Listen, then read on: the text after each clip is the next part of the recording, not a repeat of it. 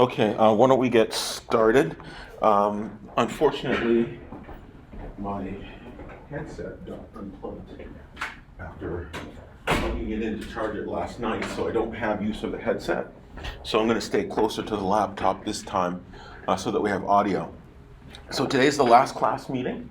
After today, you don't have to hear me talk about this stuff ever again. Whether that's a good news or bad news is really up to you. So what we're going to do today is we're going to finish up to half of the class period. We're going to finish the material on main memory, finishing out the material for the semester, rounding out your operating systems education, and then we will go over aspects of the final project. I do have the code that I want to spend today going over with you, and the assignment is heavily based on the code that I'll show you. So what I'll be doing is giving you a NetBeans project, and you'll be modifying that with synchronization. Okay. I haven't posted the assignment yet. I will do that after my second class, but before my third class today. So this afternoon around like about 3 o'clock. Okay. So again, there's the reading. There's the schedule. Today's Thursday the 5th. Reading day is tomorrow, Friday. Please try as much as possible to attend it, especially if you are in the market for a capstone project.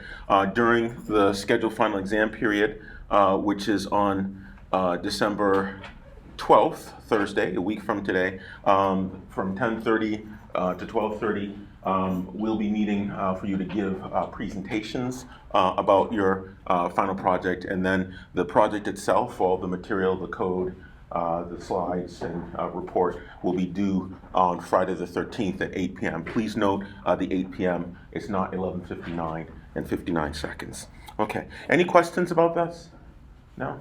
All right, so when we left off, we talked about swapping. And for the swapping, it's the idea that you can store on disk a representation of your process. You can kind of think of it as the same material as the process control block, but it also includes all of the memory that your process has allocated.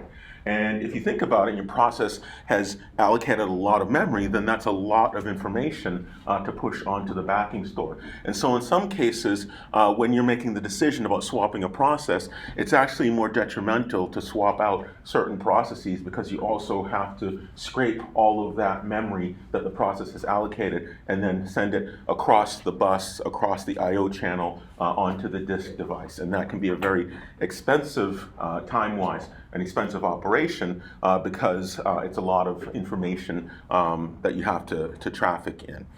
So sometimes for swapping, they hold off or don't swap certain processes if it's deemed that swapping all of the memory resources will be too expensive, or if there's a pending I/O operation and so forth. Okay.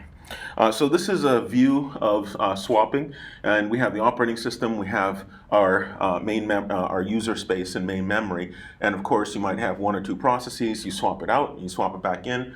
There's a queue associated with processes that are swapped out, and then once they're brought back into memory, they can then join the ready queue and be selected for dispatch by the short-term scheduler. Okay, so let's continue on. And let's go to this idea of allocation. Now, of course, main memory contains the operating system, which typically stays resident in memory, meaning that it does not get swapped out, because if you swap out your operating system, of course, you're going to have to make a lot of system calls and things like that, all the various processes on your system, and it's not very efficient to swap out your operating system, or at least the entire thing. So memory, because it's a limited resource, it has to be allocated, and memory is typically carved up into regions called partitions. And the operating system is held in one such partition, or fragment or piece of memory, and then user processes are held in the higher number of addresses pertaining to these regions or these segments of memory. And so now each process, in the simple case, is held in one contiguous block of memory, a block of addresses, where each one is called a segment. And so when you allocate processes or assign processes to segments or regions of memory, you need a scheme for how you're going to do this mapping, this loading, right? And so typically as we said before, we have a base register and a limit register, and the limit register contains the range relative to the beginning of that program, the range of addresses that that program can occupy. So for example, your base register, when you load it, it might be set to 1,000. That means your program is loaded into RAM starting at address memory location 1,000, and then if your limit register says that it occupies 1,000 bytes of information, your limit register is going to say, okay, well, you cannot exceed 1,000, so you take that 1,000 base, you add the 1,000 limit to it, and that means the uppermost address that your program occupies will be address 2000. And so the memory management unit is that entity or subsystem. When we talked about the von Neumann architecture, we said you have a CPU, you have a DMA controller, you have an IO controller, you have RAM. Another component in your von Neumann architecture is the memory management unit, or MMU. And this component takes logical addresses, things that refer to locations in the program relative to where it starts, relative to the starting location. So it's the 0th location relative to start, the 1st, the 2nd, the 4th, and so forth, and it maps them dynamically into physical addresses. And it does so, bless you, based on the base register and the offset of that particular instruction or address. So the kernel code can also change size, and certainly programs can change size, and they're allocated to these contiguous blocks. And so this is the schematic that I had shown before about the role of the base and the limit register. Your CPU generates a set of so-called logical instructions, and these are offsets relative to the start of the program. And then it takes the limit register and says, okay, is that relative address? Does it exceed the upper bound of that block of memory that this program can occupy?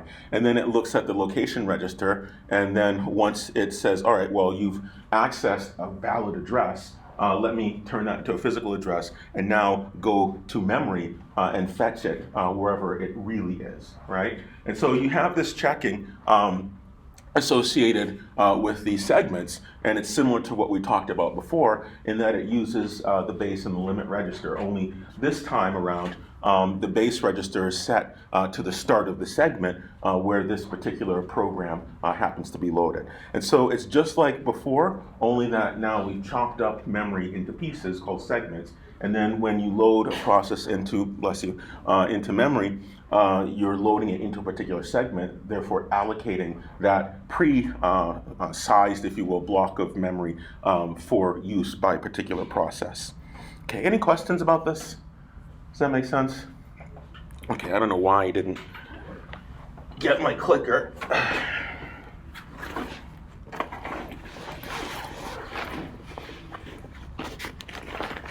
Let me see if I can find the other attachment. So why don't I not burn more time? And let's continue on. So when you have multiple partitions, you can certainly have single partition sizes that are uniform throughout memory, but you can also have multiple partition sizes. So let's say if you wanted to chop your RAM up into 1 kilobyte sized blocks. Well, not every program is going to fit into 1 kilobyte. So then logically, one of the things you might want to do is have some 1 kilobyte sized blocks, have some 5 kilobyte sized blocks, maybe 100 kilobyte sized blocks, acknowledging the fact that you might have some small programs, some medium-sized programs, and some very large programs. And so in this particular case, we have a depiction of RAM at the bottom on the left-hand side, and we have the operating system resident in the low part of memory. Now it's called the low part of memory because in many cases the scheme is to draw your memory such that address 0, the starting location, is on top, and then the highest address, if you have say 64 gig of RAM or 32 gig of RAM, the highest address number for memory is at the bottom. So if you were kind of imagining to kind of flip this over, rotate it 180 degrees, you'd have the OS in the bottom part of memory, right? And so it is the bottom of memory, and I refer to bottom even though visually you see it as the top, because it's the smallest address, and the smallest address is known as being at the quote-unquote bottom, even though pictorially it's at the top. So the operating system stays resident in some segment, and here we have three processes: process 5, process 8, and process 2. And process 5 has been allocated to a relatively small segment, and we have another small segment to which process 2 has been allocated, and then we have process 8 that has been allocated to a very large segment. So of course, if process 8 gets swapped out, process 8 gets stored into the backing store along with all of the memory that is associated with it. And then that leaves a blank spot, or so-called hole, in RAM, right? And so that hole refers to blocks of memory that are now available to be allocated to processes that need potentially to be swapped into main memory. So then let's say process 9 gets swapped in. The operating system is going to find a region in memory in which to place it. It sees a hole there between process 5 and process 2. It sees the size of the hole. It says, aha, well, process 9 can fit there. Let me go ahead and put it in that region of memory. So then likewise, another process, process 10, needs to be swapped back into RAM, and it finds a hole that's left after process 9 gets loaded into RAM. You see that hole between 9 and 2. So process 10 then gets loaded into that region, still leaving a hole in RAM. And so this continues. Processes get swapped out, increasing the amount of available memory for allocation, and then processes get swapped in, consuming available holes in RAM. So the degree of multi-programming that you have is limited by the number of partitions, because the more blocks of memory you have available in which to load processes, the more processes the degree of multi-programming increases, meaning the more processes that are concurrently executing, i.e. they're available for selection by the short-term scheduler for execution on the CPU, the higher the degree of multi-programming. And so you can have these variable partition sizes for efficiency, and you can size them roughly to the needs that you have for typical processes. And because processes can have different memory needs, it behooves you to have differently sized blocks or partitions. Any questions about this? Make sense? Okay. So when a process arrives, it's allocated memory, and of course you need to select a hole, and there's a selection criteria as to, and there are many of them, as to how you decide which hole is going to be the hole assigned for a particular process. And so the system maintains 2 bits of information, or 2 pieces of information, namely the number of allocated partitions, right? How many resources you've handed out, and also the number of holes, or the number of free partitions. Now, a free partition has a size, and now you're using the size of the process relative to the size of the available holes to make a selection criteria and say, okay, well, let's get this process that is now on that queue of processes that are wanting to enter the ready queue. Let's now select this one for the particular hole. Okay, so what schemes are there? And these aren't exhaustive, it's just kind of representative at a high level of the different types of selection schemes. There's something called first fit. So you have a list of holes, and it's in some ordering. You could order it by size, you could just order it by the region of memory relative to the starting address. And what you do is you iterate through the list, and then you assign that process that you're going to swap in to the first hole you encounter in the list that is big enough, right? Is that the best way of doing it? Not necessarily, depending on how you order your holes in this selection list. The other is called best fit. Now, what best fit says is that, okay, I want to find that hole and assign a process to be loaded in that hole, that partition in memory, that is just big enough to fit in that hole. Right? So if you have a hole that represents a 1,000 byte block and your process needs 998 bytes, then it's going to select that hole if it's the tightest fit, so to speak. Right? And so this best fit, the benefit of that is that you make very efficient use of these blocks, because once you allocate a hole to a process, all of the unused space in that partition is wasted if the process isn't using it, because you can't put another process in the same partition. And so this best fit, the drawback is that time-wise, that means you have to search the entire list if you're going to find the best fit, right? First fit is faster in its assignment, but it can leave a lot of unused space in the allocated partitions. And best fit, well, it makes more efficient use of space, but the trade-off is it takes longer to make this assignment judgment because it has to search through the entire list of partitions. And you can imagine if you have a decent number of amount of RAM on your system and you have a lot more partitions, you're going to spend a lot more time searching through this list of a large number of items, where each item in the list is a partition. And then lastly, there's worst fit. So what it does, it says, okay, well, I'm going to be generous, and I'm going to find the biggest hole out there, and I'm going to assign that to the process. Now, why might one do this? Maybe there's an idea that perhaps this process, if it's going to allocate a substantial amount of RAM while it's executing dynamically, then you want to accommodate that. You want to be very generous, right? And so this worst fit then takes the largest hole that requires searching through the entire list of holes that you have available and assigning that to the process that's requesting to be loaded into RAM, swapped in. Okay, so first fit and best fit are better than worst fit in terms of the speed, right? But also in terms of storage utilization, those two criteria directly. And so the first fit is very fast because you just take the first block on your list that's big enough to accommodate the process and you assign it. You don't have to search through everything. And the worst fit, of course, is pretty bad because if you're always giving out the biggest block for swapping in a process into memory, then you're more likely to have a lot of wasted space called internal fragmentation, unused space in that partition. Okay? All right, any questions about this? Does that make sense? All right, so again, I'm kind of more sticking close to the laptop so that I have the microphone for the laptop picking up the voice instead of the headphones, since headphones aren't charged. Okay, so fragmentation. There are two types of fragmentation, and fragmentation refers to regions of your blocks of memory, of your partitions, that are unused. There's so-called external fragmentation, and external fragmentation represents the total amount of memory that you have available to satisfy requests for processes to be swapped back in to RAM. And internal fragmentation represents the amount of memory that is unavailable because it's unused, but it's within a partition.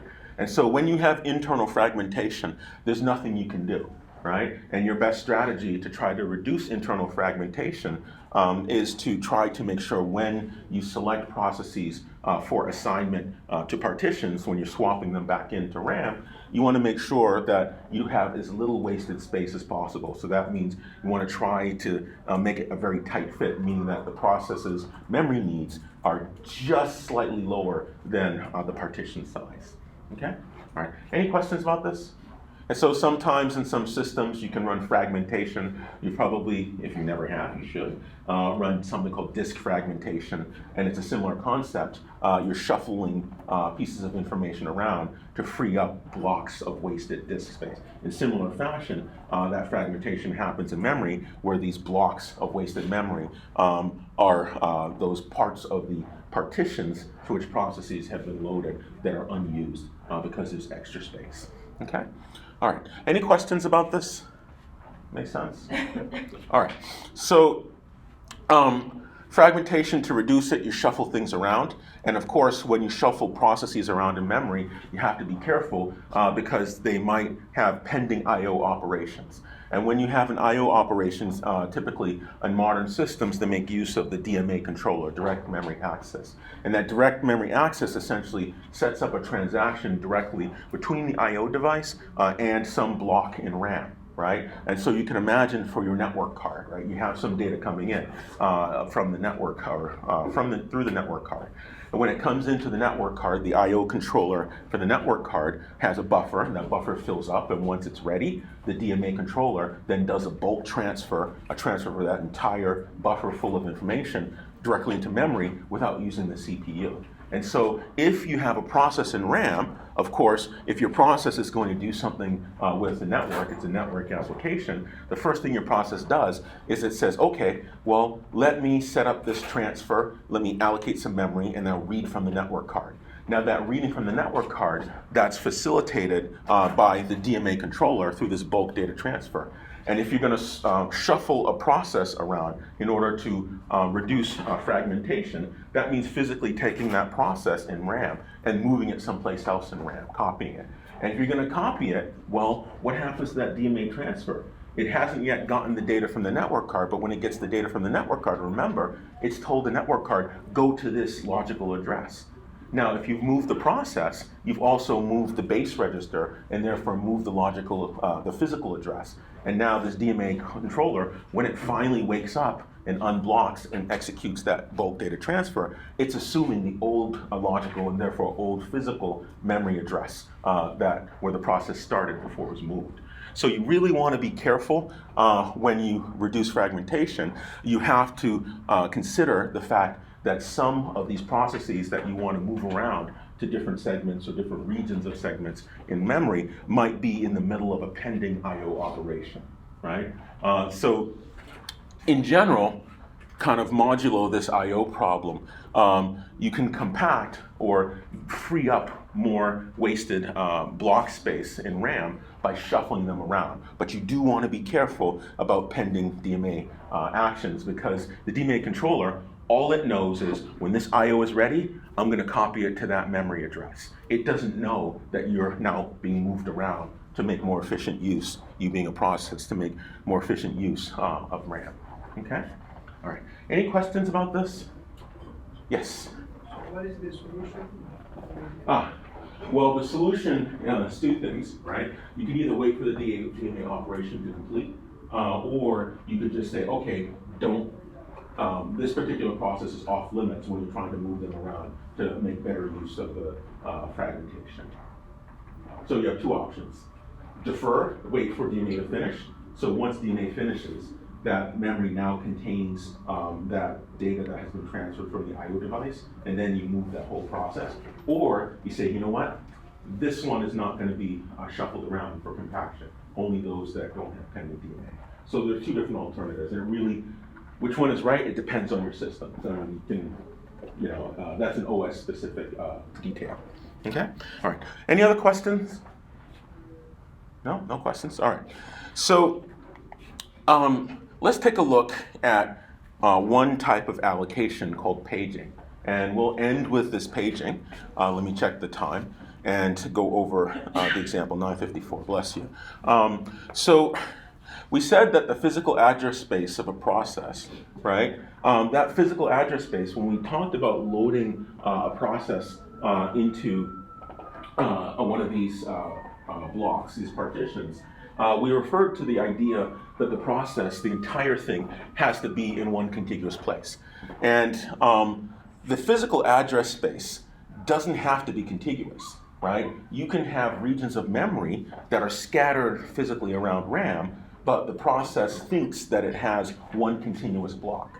So paging is the use of this idea of this allocation of partitions of memory, but it relaxes the assumption that when you load a process into RAM that it has to be contiguous, right? And when you do that, you traffic in pieces. Now, the idea is that you can have enough pieces stitched together, if you will, through some fashion to represent all of the different parts of your program. And those pieces are called pages, right? Pages, yes. And so a page is a logical construct that represents a contiguous block of addresses, and these are virtual addresses that are seen by your application. The analog to pages is a so-called page frame, and a page frame is a region of physical memory, and that region of physical memory is the same exact size as that virtual block. So let's say, you had, and I'm just going to make up the number, you had 50 bytes size of virtual address ranges, right? So you have offset 0 up through offset 49, right? For a total of 50 different bytes. right? And that's your set of virtual addresses, and that would be your page. Your page size is 50. So then you take RAM and you divide RAM up into the same size blocks that are 50 bytes each. And so now the decision is when you execute your process, you're executing within some block of virtual addresses that's going to be mapped to some similar size block of physical addresses in RAM, right? And so again, the logical small block is called a page, and the physical small block in RAM of the same size is called a page frame.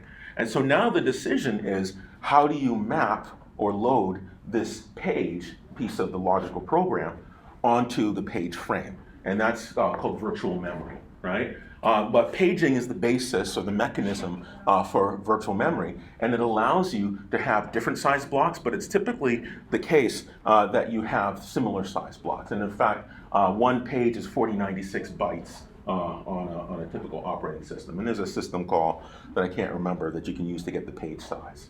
And so in a server operating system, typically you have what are called kernel tuning parameters, and that allows you at configuration time to set certain things like the page size and the page frame size. And when you do that or tinker with it, you can dramatically impact the performance of high performance applications. And the reason why you might want to do that is, let's say your application traffics in some unit of data that is fairly large. Like let's say you're dealing with high def, right? High def image is 1292 by 1080, that's 1080p. And so if you're dealing with data and each one is a matrix of bytes, so you take that 1920 by 1080 and you multiply by 4 for RGB alpha, that's a typical image. That's a lot of bytes, right? It's a few megabytes. And so if you have something that's megabytes and you want to operate on those images in your application, maybe it's streaming, maybe it's computer vision, maybe it's some image processing, well, it doesn't make sense to have a memory page frame and page be so small that you have to do multiple fetches in order to load this thing into memory. And so the reason why you might, in your application, want to change the page size and therefore the page frame size is because it suits your data much, much better. Okay? You want to minimize the amount of unique transactions that transfer data across the bus to get facilitated by the DMA controller, right? If you can do it in one transaction, you pay that cost once instead of taking that big video frame worth of data and having to do like 3 or 4 transactions to transfer that thing to RAM. Okay, so any questions? Questions about that? All right, so let's talk a little bit about this. And so a physical address space of a process, it can be non-contiguous. And so what that means is that when you load this process into RAM, you don't have to have it as one continuous block. You can have smaller blocks that collectively represent all the pieces of your program and take these blocks and scatter them physically around RAM. And as long as they're all a consistent size, the only tax, if you will, that you pay as far as the operating system and performance is concerned is managing the set of blocks that collectively comprise your program. Now, if you think about it, when a program executes, we have a program counter. And we said earlier, and much earlier at the beginning of the semester, that the PC, or the program counter, holds the address of the next instruction to be executed. Now, when you execute a function, for the most part, your function is executing in one part of your program. So let's imagine, and I'll just kind of draw that on the screen. Let's imagine that you have your program, right? This is my program. And of course, you're going to load it into RAM. Right, here's RAM. And so you take your program, and when you start executing, let's say you start executing at address 0. It doesn't have to be address 0. Your main entry point can be anywhere in your program. But let's just assume you start executing there. So most instructions are sequential, but you have some like if-thens and some while loops and stuff like that. But when those things execute, well, you have some block, and then say I divided my program up into a number of blocks, right? Let's say 2, 4, 6, 8 blocks. Now, of course, when you execute, you're going to be executing the first instruction, then the next instruction. You might jump to 2 or 3 or a few instructions away, but for the most part, when you're executing, you're going to stay within some region. So essentially, if you took this block, let's say that's block number 1, block number 2, block number 3, block number 4, and so forth. Maybe you make a function call, and that function happens to be, say, in block number 4, function 1, right? And its instructions are there, right? So now your execution jumps from block 1 to, say, block 4 of that program because you've called a function. So now, if you're in RAM, well, maybe your RAM is also divided up into a number of blocks, and each block, these blocks are called page frames, and these blocks are called pages, right? So now, if your execution is only in this first page here, right, you can load that page 1 here, and start executing, right? You don't even have to have the entire program in memory. Now, it's typically the case that you have some of these blocks in memory. Maybe it loads a few pages that are nearby. Maybe page 2 is here, and maybe page 4 is loaded into that page frame. And so now, using this idea of pages and paging, the decision is that, okay, you can make even more efficient use of RAM because your program, collectively the set of pages that comprise your program, don't have to be contiguous, so you can play this game of shuffling them all around, and moreover, you don't even need all of them in memory because you're not always executing every single part of your program at the same time. Does that make sense? And so it's the paging system, the virtual memory system, that manages all of this. And so typically what happens, you take your physical memory and you divide it up into fixed size blocks, and these are called our frames, and typically the size of each block is a power of 2. So you have maybe 16-byte block, or 32-byte, or 1024, which is 1K, or what have you, 2K, 4K, and so forth. It's typically a power of 2 because the arithmetic is much easier. You can implement this quickly in circuitry if it's a power of 2. And so you then take your logical memory and you divide it into blocks of the same size, and these are called pages. Now, of course, your pages have to be the same size as your page frames because you want to load one page per frame, and you can have hardware to help you to do that very quickly. Okay? All right. Any questions about this? Make sense? So, in the interest of time, let me check the time. 10:03. Okay, so in about 10 minutes I need to wrap up so we can look at the project code. So, paging then needs to do a bunch of things. You need to keep track of all the free page frames, and then you need to know which pages are being accessed by your program. You need to know if that particular page is already resident in a page frame, and then you also need to make a selection if you're going to load a page into a page frame. You need to know which page frames are free so that you can now load it, the page frame into a free page, into a free page frame, right? So similar to how we talked about allocation, we talked about partitions, here, all a page frame really is, it's a much smaller partition of RAM. And what you're going to load is not an entire process. You're going to load a standardized block of a process into each one of these small partitions. Okay? Does that make sense? Any questions? And so fragmentation is typically reduced when you deal with paging because these block sizes are usually so small that the only block that typically has internal fragmentation is that last block for your program, right? So, for example, here we have a program that uses eight pages, right? And let's say, the last page, let's say you didn't use all of it. So let's say that part was unused, right? So it was this size minus this region. So now that means if we loaded all 8, we'd have 1, 2, 3, 4, 5, 6, 7. And then when we loaded the 8th one, let's say we loaded the 8th one here, the 8th one might not use all of that frame. That part is unused, right? And so if you choose your page and your page frame size to be small enough, you reduce the amount of internal fragmentation. You don't eliminate it, but what you do is you reduce it because if this is small enough, you're only going to have one of them really that doesn't make full use of the page frame. Does that make sense? All right, any questions about this? Okay, so To run a program, you first know how many pages you need, and so that means you need n page frames in order to satisfy the loading of it.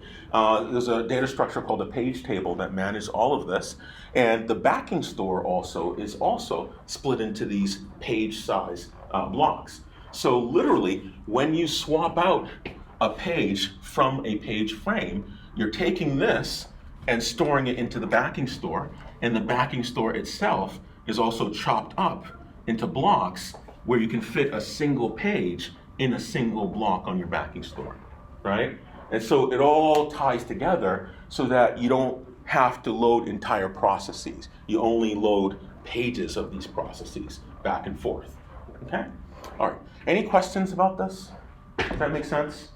So we won't cover virtual memory per se, but we will talk at a high level and end with our discussion on paging. And so typically how paging works, you have something called a page number, which represents the page, and this is what a memory address really is. You have some number of bits representing your page number, and then you have another set of bits representing the offset within that page, right? And so just like we talked about the base and the limit register, this tells you which page, so you take your pages and you number them, and the number of pages is literally encoded as this P in binary, right? And then likewise, the offset within one of these blocks, it's a number, and that number in binary is represented as that D region.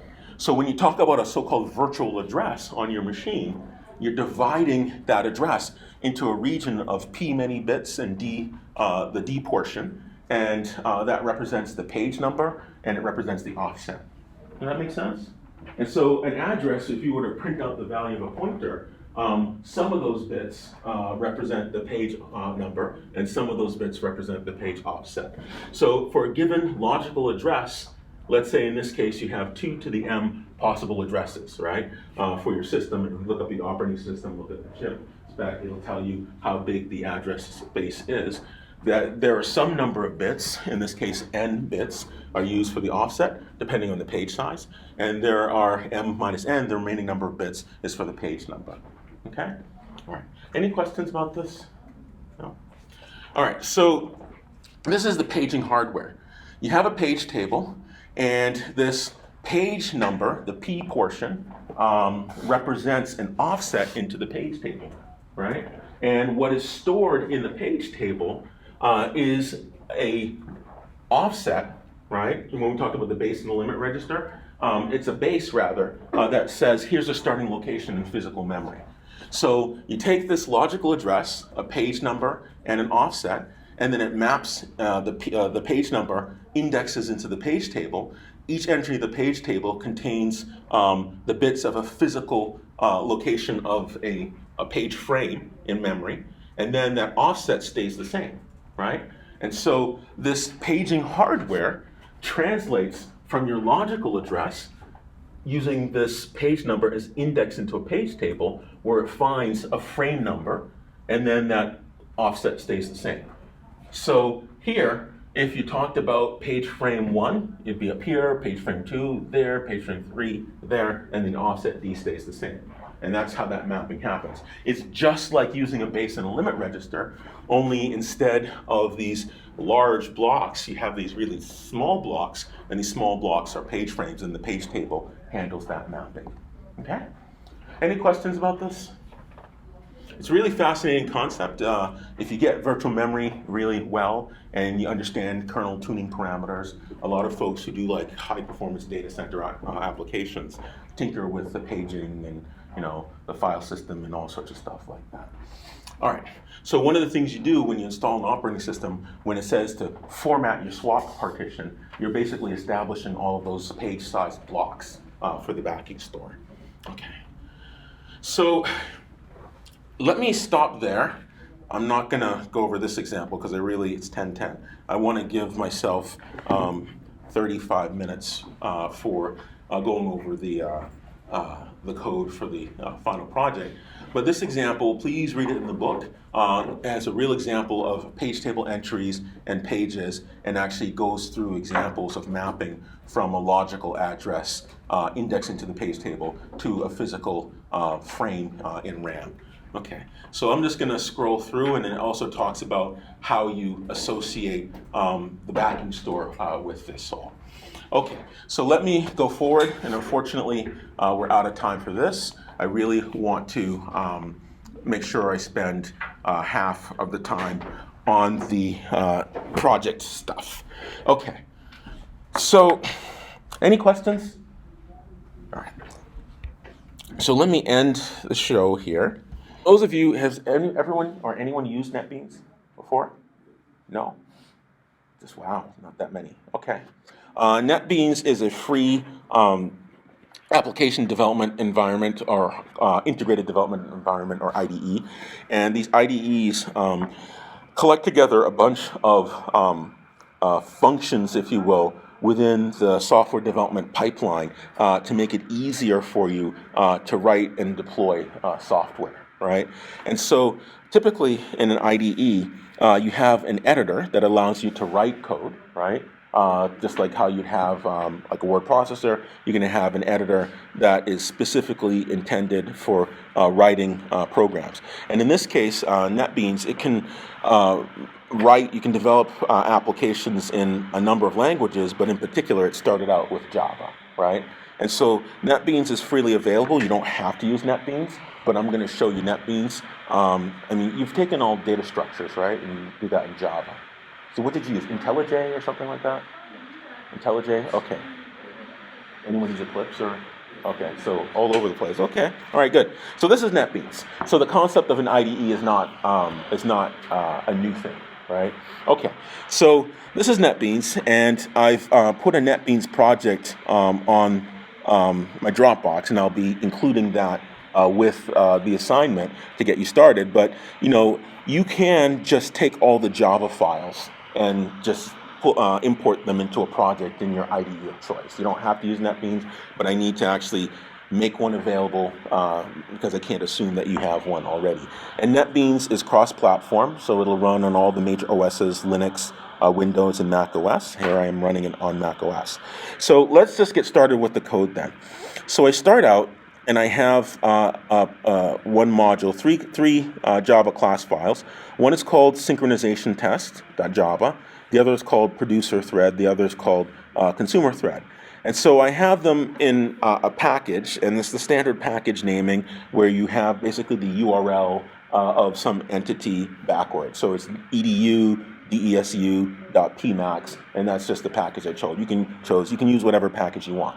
And so it's also my style, and this is my style. You don't have to do it this way, but I'm just explaining the code so when you jump into it, you know what the design decisions were. Is that I don't like to do my imports for classes. I don't like to say import star, like import java.util.star, right? Now that's a perfectly valid command syntax to have in Java. And what you're doing there is you're including all the classes inside of the Java util package. And a package is an association of classes that are typically associated based on some function. So in this case, type of function. In this case, it's all the utilities, all the useful data structures, if you will, are all collected together, and it's put in this unit called a package. And in this case, I'm bringing in or including all of the class files that are in the java.util package. Now, I personally don't like to do that because it increases the size of your runtime, right?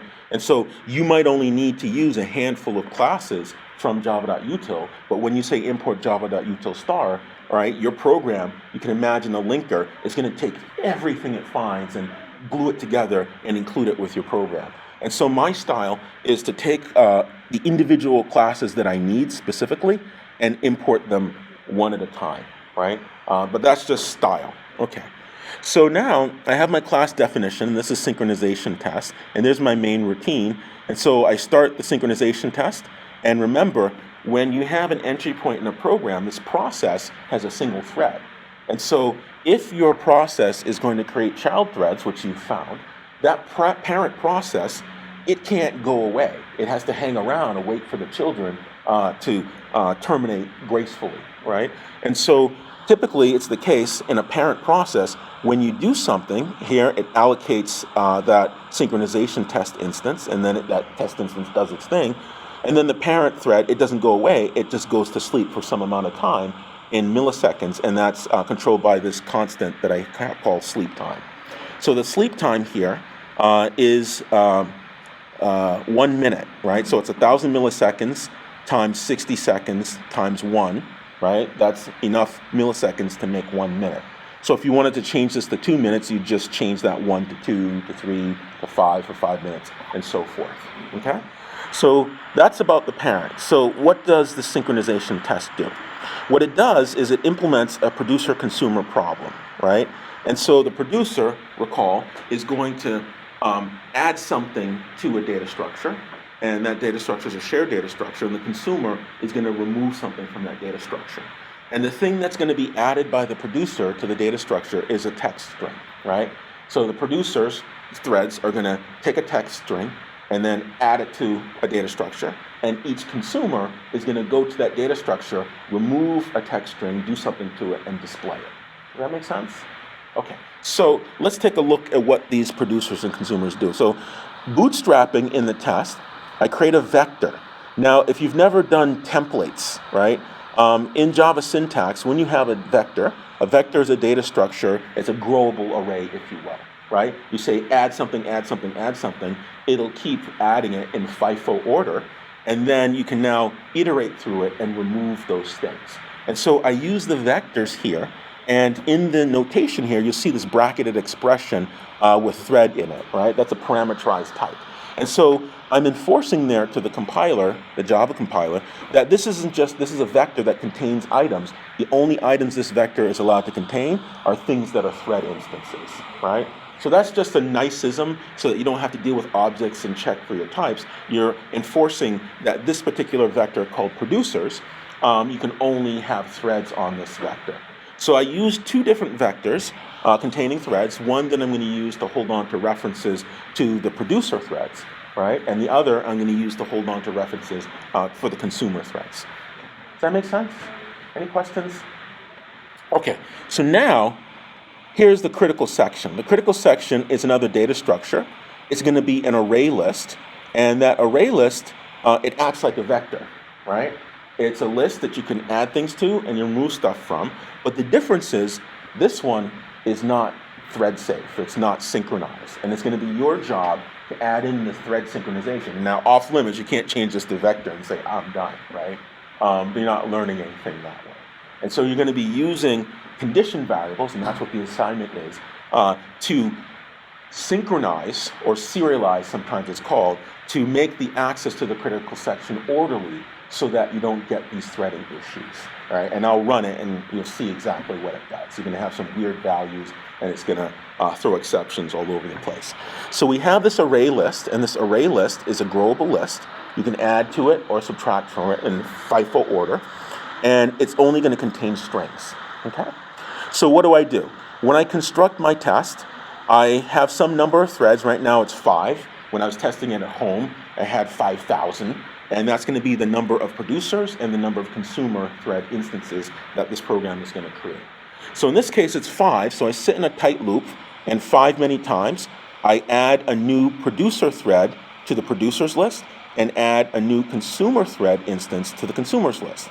Now, when I construct these threads are going to be interacting with this data structure.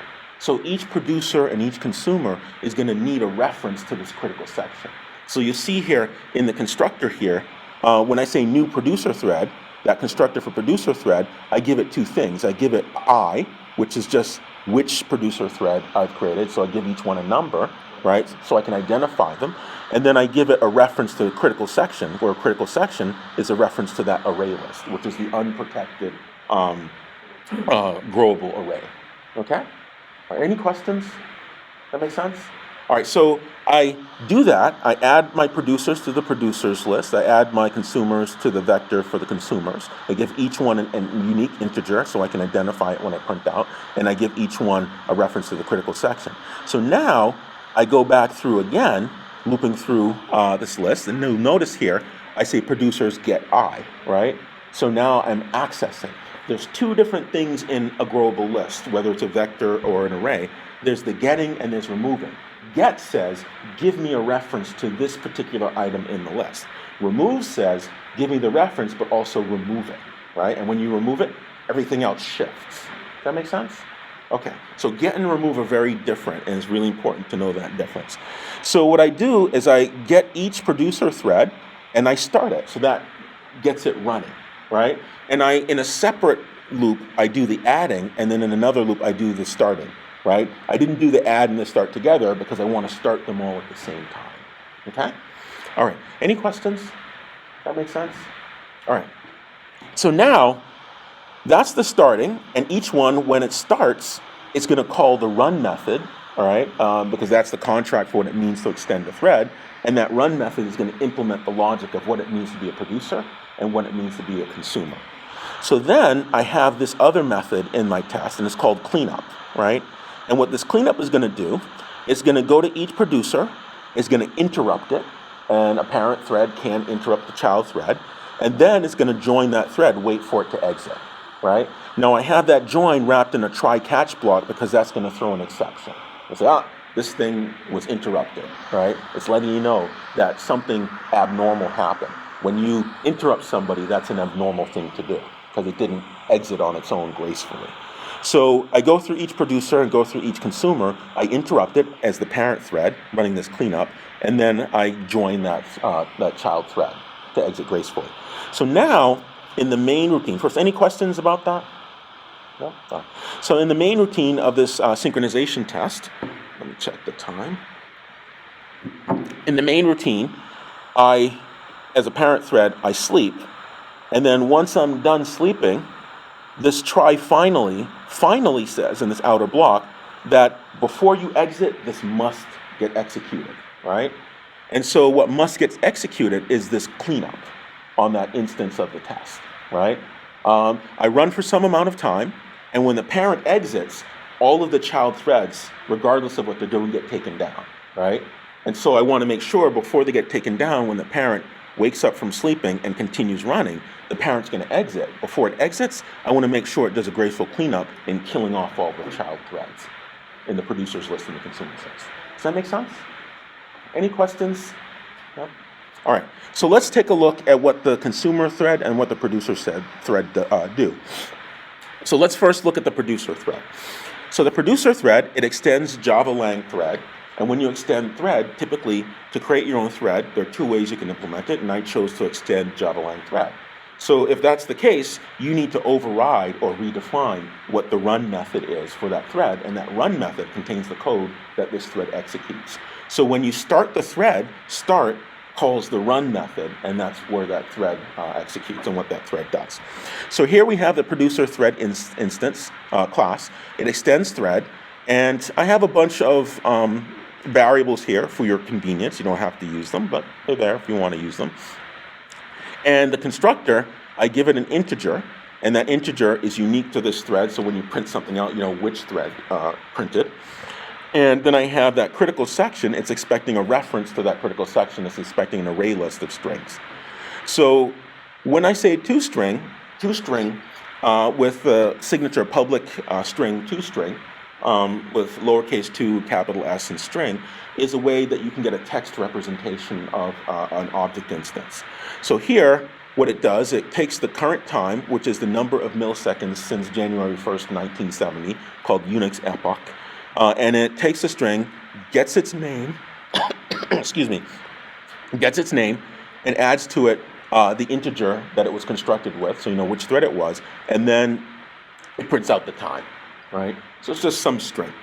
So what does it do when it runs? So when it runs, it's in a while loop, it's an infinite loop, so this thread keeps running, and so again and again and again, this producer is going to add something to the critical section, add something to the critical section, add something, and it just keeps doing that. What does it do when it adds to the critical section? Well, critical section, that's the instance of the array list. It's going to say add. What is it going to add to the list? ToString. It's string representation.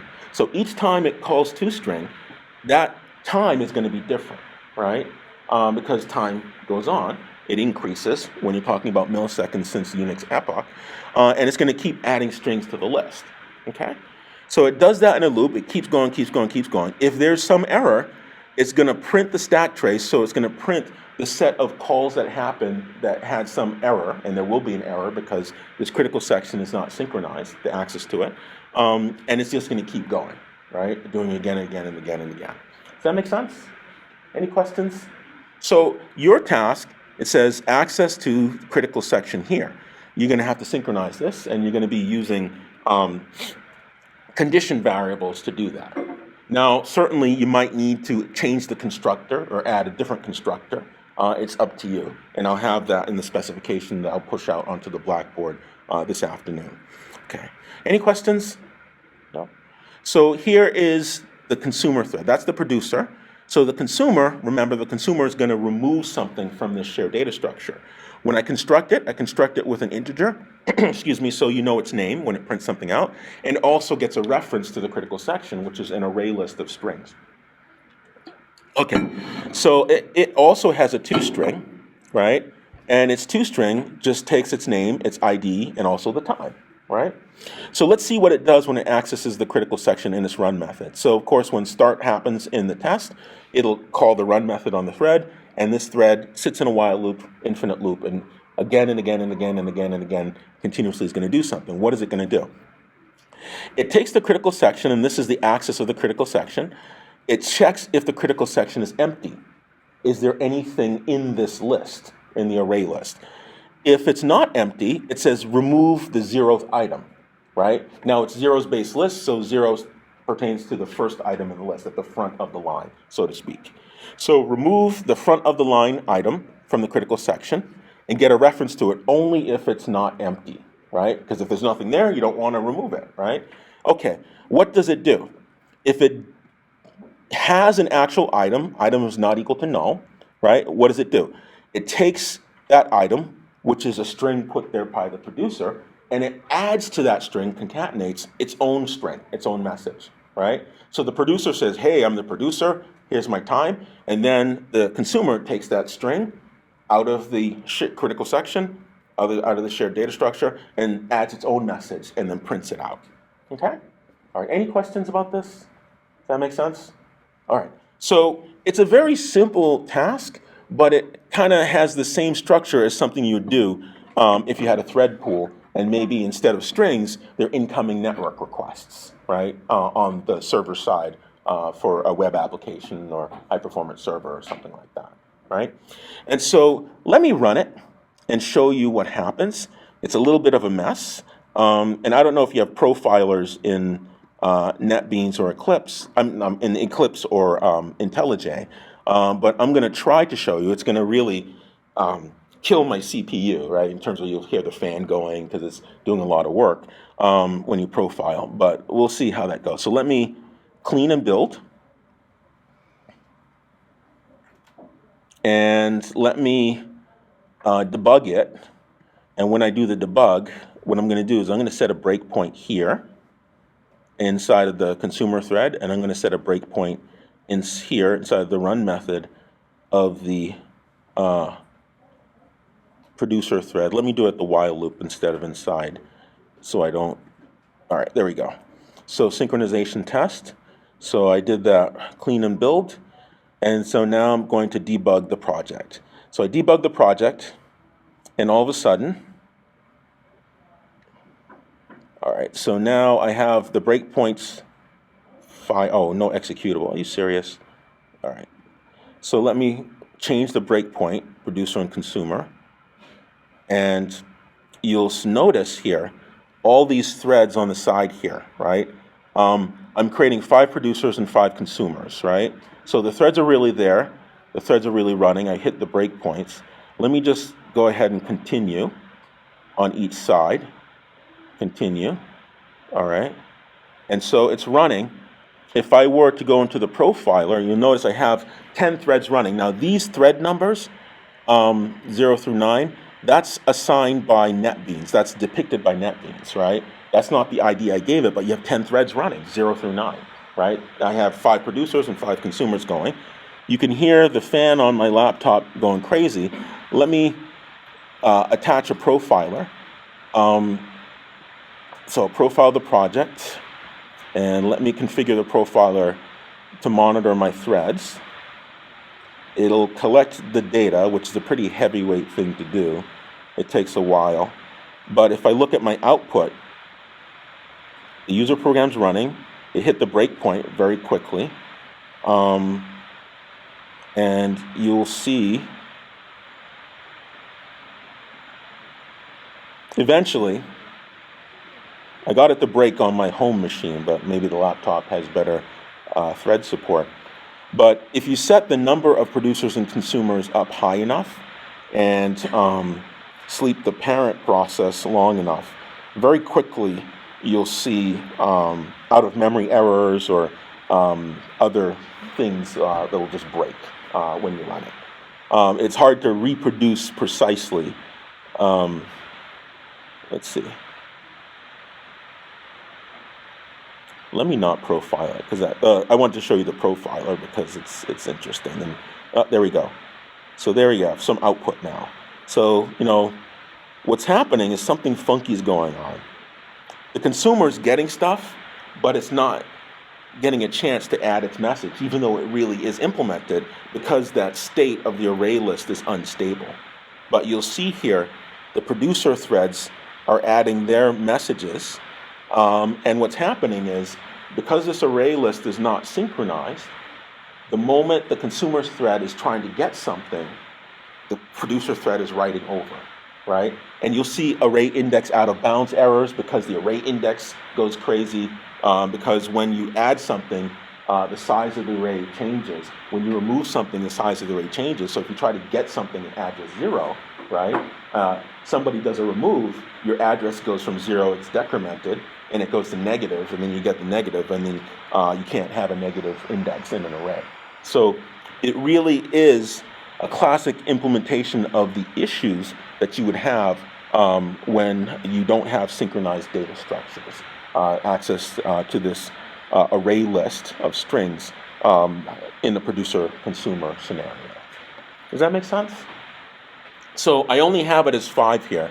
I had it as 5,000 producers and 5,000 consumers at home. I have a Mac Pro at home, so it can handle a lot more threads. And I only set it to 5 to run it on my laptop here because 5 is a small enough number that it doesn't completely kill all my resources on the laptop.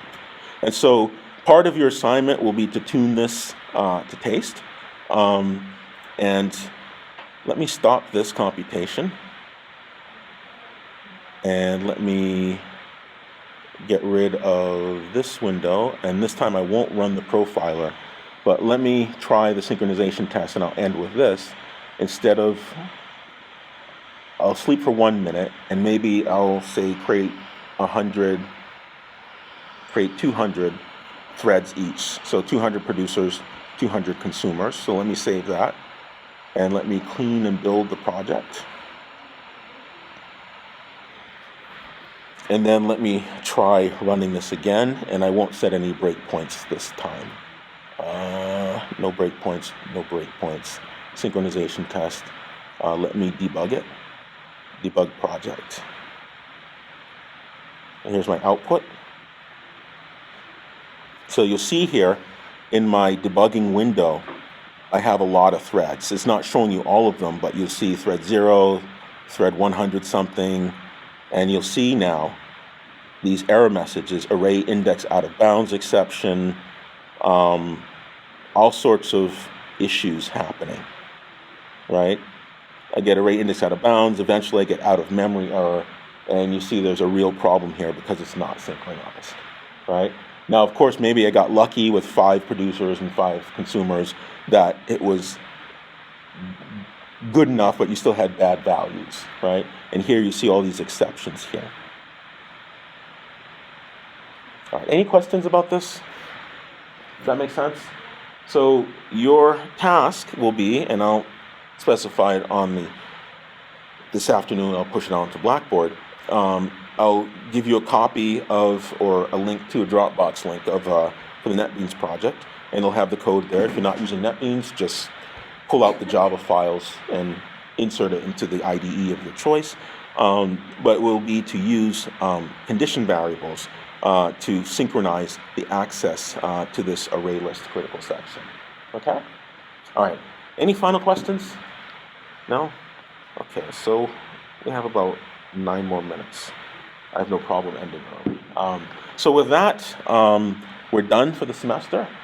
Please, if you have any questions, I have to get caught up on a lot of stuff, all my capstones and master students and all the other stuff. But if you have any questions, please, I'll be around, and many times on campus, but not necessarily in the department. And I'm happy to answer any questions you might have. This will be your opportunity also to go out and do some research about how these condition variables work in Java. Now, when we talked about it in operating systems, we talk about generally what they are, but there will be some nuances based on the particular language of implementation. And in Java, we talked about condition variables in the context of monitors. And in Java, a monitor is associated with an object. And then you take that object and you say, okay, return me a condition variable using this object's lock. And so you'll have to go out and do some research. So you'll be looking at articles, you'll be looking at, product documentation for the JDK, and, obscure posts on, Stack Exchange and stuff like that. So, it's open-ended. You'll go off and look at resources. This is what it is really like when you do this for real. And so please give it your best effort. Okay? All right. So I've provided the code instead of having you implement the threading yourself, just to kind of make this a little bit faster and focus you just on the synchronization issue and not on how do I create threads. Okay? All right. Any questions? So with that, we'll end there. And I thank you for out of memory error. Oh, there we go. Out of heap space. So there's yet another error. I thank you for bearing with me. This semester for this class has been interesting. As we opened the course, we had a late departure among the